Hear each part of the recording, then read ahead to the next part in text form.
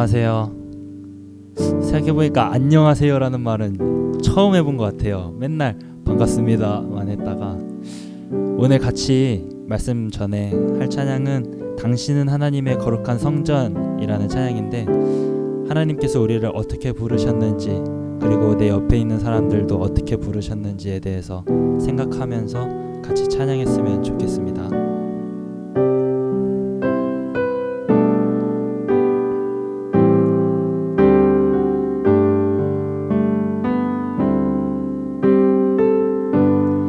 당신은 하나님의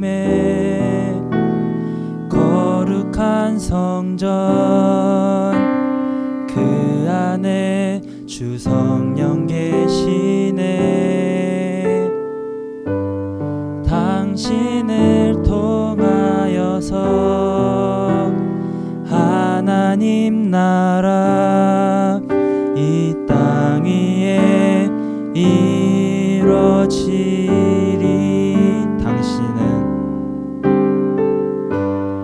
당신은 하나님의 거룩한 성전, 그 안에 주 성령 계시네. 당신을 통하여서 하나님 나라 이 땅 위에 이루어지리.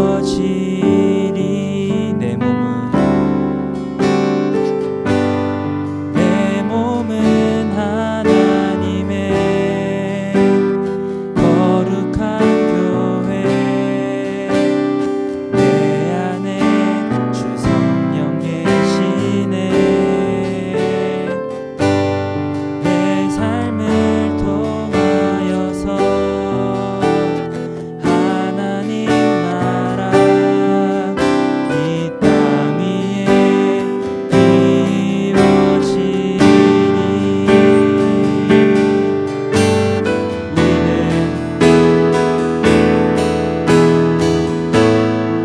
우리는 하나님의 거룩한 교회, 우리 안에 주 성령 계시네. 우리를 통하여서 하나님 나라 이 땅 위에 이루어지리.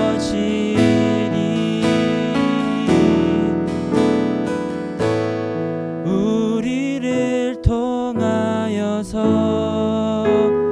하나님 나라 이 땅 위에 이루어지리.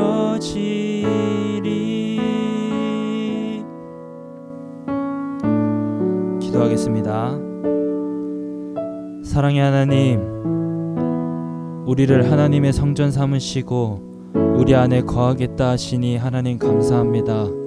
이 시간 하나님 앞에 우리가 먼저 구할 것은 우리 안에 지금 무엇이 가득 차 있는지 성령님을 통하여 알게 하여 주시고, 하나님 우리의 내면에 있는 그 모든 모습들을 하나님 앞에서 다 정리하게 해주시고, 내 안에 남은 죄악의 그 찌꺼기가 남아 있다면 예수님의 보혈의 피로 씻김받는 귀한 시간 될 수 있도록 주님 함께하여 주시어서 하나님의 성전된 자로 이 땅에 살아갈 때에 하나님께서 주신 믿음의 훈련 잘 받아서 하나님께서 세상 가운데 우리를 쓰시겠다 하실 때 마음껏 쓰실 수 있는 귀하고 복된 우리 모두의 인생 될 수 있도록 주님 함께하여 주시옵소서. 말씀 전하실 전도사님을 위해 기도합니다.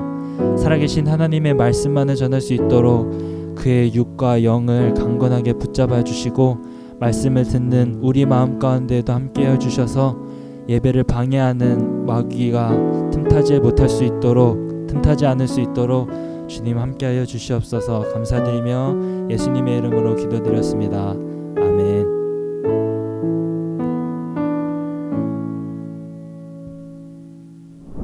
다 같이 말씀 보시겠습니다. 오늘 주신 하나님의 말씀은 누가복음 1장 15절부터 17절까지 말씀입니다. 누가복음 1장 15절부터 17절까지 전도사님이 읽겠습니다. 백성들이 바라고 기다림으로 모든 사람들이 요한을 혹 그리스도신가 심중에 생각하니 요한이 모든 사람에게 대답하여 이르되 나는 물로 너희에게 세례를 베풀거니와 나보다 능력이 많으신 이가 오시나니 나는 그의 신발끈을 풀기도 감당하지 못하겠노라. 그는 성령과 불로 너희에게 세례를 베푸실 것이요 손에 키를 들고 자기의 타작마당을 정하게 하사 알곡은 모아 곳간에 들이고 쭉저기는 꺼지지 않는 불에 태우시리라. 아멘. 사랑하는 분이엘 학생부 친구들 모두에게 하나님의 크신 은혜와 은총이 언제나 함께하기를 주님의 이름으로 축복합니다. 계속해서 온라인으로 예배를 드리고 있는데 여러분이 있는 그 자리에서 하나님께 최고의 예배를 드려서 하나님의 은혜를 경험하는 시간이 되기를 바랍니다. 우리는 나시린에 대해서 말씀을 나누고 있습니다. 세상과는 구별된 사람이 나시린인데 나시린의 삶의 목적은 내가 되어서는 안 되고 하나님을 위해서 사는 것이 목적이 되어야 된다라고 말씀을 나눴어요. 우리의 인생도 성경에 기록된 인물들처럼 나시린처럼 하나님만을 위해 살아가는 친구들이 다 되기를 소망합니다. 그래서 우리가 나시린 시리즈로 첫 번째는 삼손, 둘째 시간에는 사무엘, 세 번째 시간에는 레갑 자손에 대해서 배우고요. 오늘은 이제 마지막 시간으로 나시린 시리즈의 마지막 세례 요한에 대해서 말씀을 나누려고 합니다. 여러분 영화나 드라마를 보면 그 작품의 주연이 스포트라이트를 가장 많이 받잖아요. 하지만 주연 혼자 모든 영화나 드라마를 감당할 수는 없죠. 주연이 빛날 수 있도록 돕는 조연이 반드시 필요합니다. 조연은 주인공을 옆에서 주연을 돕든지 아니면 주연과 반대편에 서서 악역으로 등장해서 그 주연의 극적 역할을 극대화시키는 역할을 하기도 하죠. 그래서 영화나 드라마의 재미는 주연이 열심히 연기하는 것도 있지만 주연과 마찬가지로 조연이 어떻게 스토리를 진행시키는가에 대해서 판가름이 될 때가 많아요. 근데 우리가 알고 있다시피 조연은 주연보다 많은 것이 하나 있습니다. 그것이 뭐냐면 주연 같은 경우는 남자 1명, 여자 1명, 뭐 더블 캐스팅이 된다 그러면 남자 2명, 여자 2명 이렇게 되는 경우가 있다면 그에 반해 조연은 수십 명, 수백 명이 될 때가 있어요. 심지어 뭐 사극 같은 거를 보면 막 전쟁신의 병사들이 등장하잖아요. 뭐 물론 CG 처리를 하기도 하지만 막 수만 명의 조연들이 등장을 하기도 하죠. 그만큼 주연보다 조연이 숫자가 훨씬 많아요. 그런데 중요한 것은 조연은 숫자가 많아도 그들의 역할이 주연이 될 수는 없어요. 조연의 역할은 그냥 주연을 빛나게 하기 위한 도우미 역할이 거기까지만의 역할이 조연이에요. 그 사람이 주연이 된다 그러면 다른 또 스토리가 전개가 되겠죠. 이와 비슷한 입장에서 오늘 명품 주연, 예수님이라는 명품 주연을 빛나게 하기 위한 명품 조연 인물이 등장을 하는데요. 바로 그 인물이 세례 요한입니다. 세례 요한은 예수님보다 6개월 먼저 전에 태어났어요. 그의 아버지의 이름은 사가랴라는 이름이었고요. 그의 어머니는 엘리사벳인데 아버지는 제사장, 그리고 엘리사벳은 아론의 가문의 사람이었어요. 그러니까 이 말은 뭐냐면 하나님과 가장 가까이 했던 가문이었고 하나님의 계명을 흠없이 지켰던 의롭고 경건한 사람들이 이 사람들이었어요. 그러니까 이 사람들 수하에 이제 아들이 태어난 건데 세례 요한도 그들의 부모님이 나이가 많도록 자식이 없었거든요. 근데 하나님의 천사 가브리엘이 이 사람들에게 나타나서 이렇게 예고하는 거예요. 이제 아들을 가질 것이다. 이거에 대한 말씀이 누가복음 1장 8절부터 16절에 나오는데 조금 길지만 전도사님이 읽어볼게요. 마침 사가랴가 그 반열의 차례대로 하나님 앞에서 제사장의 직무를 행할세 제사장의 전례를 따라 제비를 뽑아 주의 성전에 들어가 분향하고 모든 백성은 그 분향하는 시간에 밖에서 기도하더니 주의 사자가 그에게 나타나 향단 우편에 선지라 사가랴가 보고 놀라며 무서워하니 천사가 그에게 이르되 사가랴여 무서워하지 말라 너의 간구함이 들린지라 내 아내 엘리사벳이 내게 아들을 낳아 주리니 그 이름을 요한이라 하라.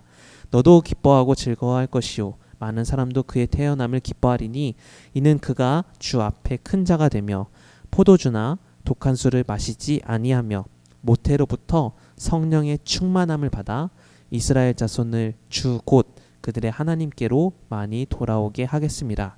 그가 또 엘리야의 심령과 능력으로 주 앞에 먼저 와서 아버지의 마음을 자식에게 거스르는 자를 의인의 슬기에 돌아오게 하고 주를 위하여 세운 백성을 준비하리라.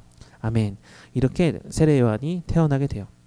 그래서 세례 요한의 출생도 뭐 성경에 많은 인물처럼 조금 특별하게 태어났다. 그리고 그 세례 요한에 태어난 모든 이 상황은 하나님의 계획 속에서 태어난 것이 분명했다. 이렇게 성경은 고백해요. 단순히 아이를 낳을 수 없을 만큼 그냥 늙은 엄마 아빠가 아들을 낳은 것, 이것이 뭐 하나님의 계획 속에 태어났다, 이게 증거가 아니라 17절, 오늘 읽었던 17절 말씀을, 아까 전도사님 읽었던 17절 말씀을 보면 엘리야의 심령과 능력으로 라는 말이 있는데, 요한의 탄생은 구약 성경에 요한이 태어날 것을 예언할 것도 있거든요. 그런 예언들이 다 이루어지면서 태어난 거예요. 하지만 특별하게 이렇게 태어난 세례 요한이지만 그의 사명도 아까 읽었던 17절에 분명하게 드러나고 있어요. 17절에 뭐라고 써있냐면 주 앞에 먼저 와서 라는 말이에요. 이 말은 뭐냐면 요한이 메시아가 아니다 라는 거예요. 메시아의 길을 앞에서 준비하는 사람이다 라는 이 역할이 요한이 태어날 때부터 주어진 거예요. 그래서 실제로 세례 요한은 잘 성장하여서 메시아가 된 것이 아니라 메시아의 길을 잘 준비하는 역할을 감당하게 됩니다. 세례 요한은 광야에서 회개의 세례를 막 전파하면서 사역을 하기 시작해요. 근데 그의 외적인 모습은 참 볼품이 없어요. 마가복음 1장 6절을 보면 요한은 낙타 털 옷을 입고 허리에 가죽띠를 띠고 메뚜기와 석청을 먹었더라 라고 이렇게 소개되고 있어요. 그런데 그의 보잘것없는 이런 외적인 모습에 반해 그의 선포에는 힘이 있었어요. 누가복음 2장 7절부터 9절에는 이런 말씀이 있어요. 요한이 세례 받으러 나아오는 무리에게 이르되 독사의 자식들아 누가 너희에게 일러 장차 올 진노를 피하라 하더냐. 그러므로 회개에 합당한 열매를 맺고 속으로 아브라함이 우리 조상이라 말하지 말라. 내가 너희에게 이르노니 하나님이 능히 이 돌들로도 아브라함의 자손이 되게 하시리라. 이미 도끼가 나무 뿌리에 놓였으니 좋은 열매 맺지 아니하는 나무마다 찍혀 불에 던져지리라. 이렇게 강하게 선포하면서 설교를 하는데요. 막 독사의 자식들이라고까지 표현을 하면서 이스라엘 백성들에게 강하게 말씀을 선포했어요. 세례 요한은 자신이 메시아가 아니라는 것을 태어나면서부터 알고 있었어요. 그래서 요한은 외적인 모습에는 철저하게 겸손하고 정직하면서 나시린의 사명을 감당했으면서도 요한의 그 메시지에는 힘이 있어서 이스라엘 백성들이 장차 오실 예수님을 영접할 수 있도록 길을 닦는데 최선의 역할을 다했어요. 그래서 요한은 자신의 인생을 한마디로 이렇게 정리를 해요. 요한복음 3장 30절인데요. 그는 흥하여야 하겠고 나는 쇠하여야 하니라. 아멘. 이렇듯 세례 요한은 의롭고 거룩한 삶을 살아간 마지막 시대의 나시린이었고요. 세례 요한은 예수님 직전까지 메시아의 오심을 선포했던 마지막 선지자였어요. 세례 요한은 자신의 인생에 있어서 자신을 위한 것은 하나도 없었어요. 오로지 그냥 자신의 삶 전부를 떼어다가 예수님을 위해서 헌신을 했고요. 메시아가 다시 올 것을 선포했으며 어떠한 세상의 권세를 두려워하지 않고 오직 하나님의 영광과 믿음을 지키기 위해 살았던 사람이 세례 요한이었어요. 그래서 세례 요한은 아까도 얘기했다시피 세상의 권세를 두려워하지 않으면서 복음을 전했는데 헤롯 왕의 가문에 의해서 목이 잘려 순교하게 됩니다. 권력에 목숨을 잃었다라고도 말할 수 있어요. 그래서 세상 사람들은 요한의 최후가 비참했고 맛있는 것도 못 먹어보고 뭐 좋은 옷도 못 입어본 정말 가치 없는 죽음처럼 여길지는 모르겠지만 하나님의 계획하심과 하나님의 역사하심 속에서 자신에게 주어진 사명을 완벽하게 감당하고 천국에 입성한 최고의 믿음을 보여준 자다. 이렇게 세례 요한을 정의할 수 있을 것 같아요. 여러분, 우리의 인생도 세례 요한의 인생과 같습니다. 우리는 메시아가 아니에요. 만약 여러분 주변에 내가 메시아다 이렇게 말하는 사람이 있다면 그 사람은 이단이에요. 정말 조심하면서 그 사람을 따라가서는 안 됩니다. 우리는 메시아, 예수님의 다시 오심을 기다리며 준비하는 자들이에요. 그렇다면 우리가 사는 인생을 사는 목적은 내가 되어서는 안 돼요. 인생의 목적이 내가 된다라는 말은 이거예요. 이 땅에서 조금이라도 돈을 더 많이 벌고요. 좋은 직장도 구하고요. 좋은 배우자를 만나서 결혼도 하고요. 많은 사람에게 굴복당하지 않기 위해 많은 사람들을 다스려보는 힘을 가지려고 노력하는 것, 이 땅에서 누릴 수 있는 모든 것을 다 누려보는 것, 이것이야말로 나를 목적으로 하는 것이라고 말할 수 있어요. 그러나 나를 목적으로 둔 인생에는 영생이 없어요. 내가 나를 구원할 수 없거든요. 오로지 나를 구원하실 수 있는 분은 예수님 한 분밖에 없으십니다. 그래서 우리의 인생은 하나님을 목적으로 사는 인생이에요. 모든 것이 하나님께로부터 왔듯이 우리의 인생도 하나님의 계획 속에서 태어났고 하나님의 계획 가운데 지금도 살아가고 있는 중이에요. 이사야 43장 21절에는 이런 말씀이 있어요. 이 백성은 내가 나를 위하여 지었나니 나를 찬송하게 하려 함이니라. 지난주에도 전도사님이 말씀했고 오늘 말씀의 서론에서도 이야기했지만 우리에게 생명과 시간이라는 선물이 주어졌기에 우리가 우리 인생을 살긴 하지만 이 우리의 인생이 우리의 것은 아니에요. 우리는 우리의 인생을 살지만 우리 인생의 주연은 아니에요. 우리는 하나님의 또 하나님에 의한 하나님을 위한 삶을 사는 하나님의 다시 오심을 준비하는 조연이에요. 그저 우리의 삶을 통해 하나님이 드러난다면 우리의 사명을 온전히 다했다라고 말할 수 있는 인생으로 평가받을 수 있어요.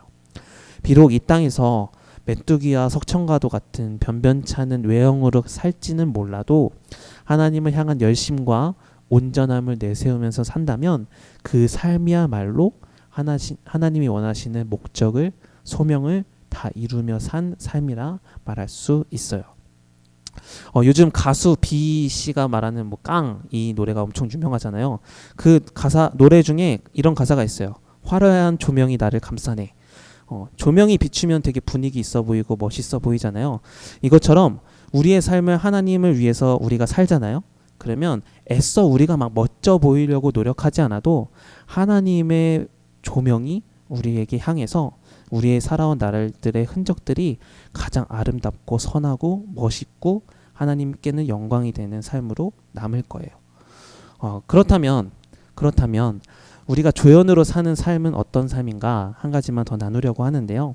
우리도 세례 요한처럼 조연으로 살기 위해서 메뚜기와 석청을 먹고 막 광야에서 살아야 할까요? 지금 시대에서는 그런 삶을 살기가 어렵죠. 우리는 조연으로 삶을 살았던 세례 요한의 정신을 배워야 우리도 하나님을 위한 삶을 살 수 있어요. 세례 요한은 한결같이 백성들에게 이렇게 외쳤어요. 회개하라, 천국이 가까이 왔다. 회개하라, 예수님이 이 땅에 오십니다. 이렇게 회개를 강조하고 예수님의 오심을 선포했거든요. 이렇듯 우리 이 세례 요한의 고백처럼 회개에 합당한 열매를 맺으며 사는 것이 우리가 조연으로 살아가는 삶이 그런 삶이에요. 깨끗하지 못한 사람을 나무랄 수 없겠죠. 세례 요한은 예수님이 곧 오시기에 사람들에게 예수님을 맞이할 준비로 회개를 촉구했고요. 요한 자신도 그렇게 말만 한 것이 아니라 스스로 회개하며 자신을 정결하게 하려고 노력하면서 삶을 살았어요. 그래서 요한이 메뚜기와 석청을 먹었다라는 이 말은 자신이 이미 지었던 죄만 회개하는 것이 아니라 자신의 삶에서 죄를 지을 수 있는 모든 가능성을 다 차단하며 살려고 노력했던 흔적이 아닐까라고 이렇게 생각을 해요. 먼저 예수님의 오심을 준비할 자로서 가장 정결하게 살려고 노력했던 그 세례 요한의 모습이에요. 그리고 하나님께서는 그렇게 열심히 살려고 노력했던 세례 요한을 통해서 예수님께서는 세례 요한을 통해서 세례를 받으시고 예수님의 공생의 사역을 시작하세요. 우리도 세례 요한처럼 회개에 합당한 열매를 맺으며 살아가야만 합니다. 거룩함으로 무장하면 살면 살수록 하나님께서는 우리를 더욱더 크게 사용하실 거예요. 하나님의 나라의 법칙, 하나님이 사람을 쓰시는 법칙은 이래요. 하나님을 더 위에서 살면 더 하나님께서 우리를 책임지시고 사용하시고요. 그렇지 않고 더 나를 위해 살면 그 끝에는 더 초라함만 남게 돼요. 이게 하나님이 일하시는 인격적인 삶의 법칙인데, 그렇기에 우리 분이엘 학생부 친구들에게 진심으로 바라는 것은 나는 누구인가 이거에 대한 믿음을 사실을 확실히 깨닫고 정체성을 확실히 깨닫고 하나님으로부터 온 자구나, 하나님께서부터 세상과는 구별된 사람으로 세우셨구나, 이 정체성을 확실히 깨닫고 예수님의 길을 준비하는 사명을 묵묵히 걸어갔던 세례 요한처럼 깨끗함으로 우리가 죄에서 떠난 삶을 살아서 예수님의 다시 오심을 준비하며 살아가는 그런 시간들 속에 예수님은 우리를 찾아오실 거고 예수님이 우리를 사용해 주실 거예요. 그래서 이렇게 하나님의 일하심에, 예수님의 일하심에 쓰임받는 분이엘 학생부가 다 되기를 소망합니다. 우리는 우리의 삶의 주인이 주님이세요. 처음에 전도사님이 분이엘 학생부 부임했을 때 고백했던 내용이 이거였던 것 같아요. 내 삶의 주인은 하나님이시다. 우리가 이것을 잃어버리지 않고 살면 우리의 삶은 하나님을 위해서 살 수 있을 것이고, 하나님이 공급해 주시는 힘 때문에 우리의 삶이 넉넉하고도 남는 복이 임하게 될 거예요. 이 놀라운 원리를 여러분이 잊지 않았으면 좋겠어요. 그리고 하나님을 향한 믿음을 잃어버리지 않고 날마다 그 하나님과 교제하며 믿음으로 살 수 있도록 회개하며 살았으면 좋겠어요. 여러분, 회개하는 것, 그냥 죄를 지었을 때만 회개하는 것이 아니라 어떠한 죄를 짓지 않도록 날마다 하나님께 믿음을 구하면서 사는 것, 이것이 굉장히 믿음 생활에 있어서 중요하고, 그 회개가 있을 때 비로소 믿음이 성장할 수 있거든요. 그래서 세상과는 구별된 나시린답게 거룩함을 더 유지하려고 애써서 하나님께 마음껏 쓰임받는, 이 땅에서 주님의 다시 오심을 가장 많이 준비하는 명품 조연, 그런 사람들이 저와 여러분 분이엘 학생부가 다 되기를 소망합니다. 오늘로 이제 나시린에 대한 말씀을 마치게 돼요. 세상과는 구별된 사람이 나시린인데 그 나시린이 오늘날 저와 여러분으로 주님이 불러주셨어요. 성경의 나시린들은 하나님을 위해서 살았을 때 하나님께는 영광이요 많은 사람들에게는 선한 영향력을 끼치는 사람들이 되었듯이, 우리도 그 나시린들과 같이 세상의 방법으로 살지 않고 하나님이 주신 은혜로 하나님을 위해 헌신하는 삶을 살아서 삼손보다 더 뛰어난 달란트로 하나님께 쓰임받는 사람, 사무엘보다 더 기도하며 하나님과 교제하는 사람, 레갑자손보다 더 하나님의 거룩함을 위해서 애쓰려는 사람, 세례 요한처럼 자기를 부인하고 예수님의 오심을 준비하는 사람, 이 사람들이 분이엘 학생부가 되기를 소망합니다.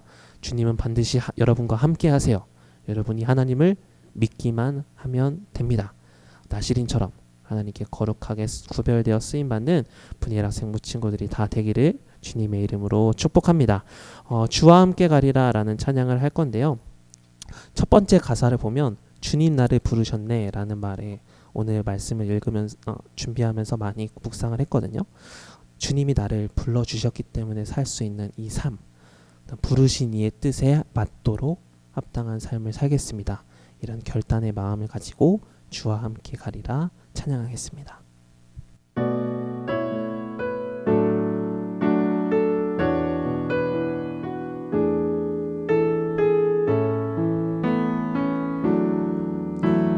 주님 나를 부르셨네, 놀라운 사랑으로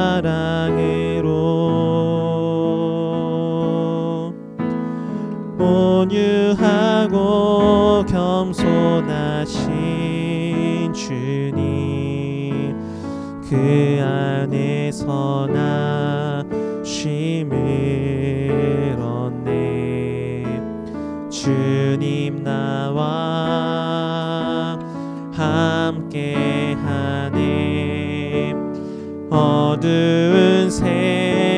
세상 속에도 처음과 나중 되시는 주님, 나 주와 함께 걸으리. 그 나라에서 주님의 얼굴 보리라. 그 품 안에서 나 주를 노래하리라. 내 모든 눈물 다 닦아주시 그날 바라보며 주와 함께 가리라. 주님 나를 부르셨네. 주님 나를 부르셨네. 놀라운 사랑으로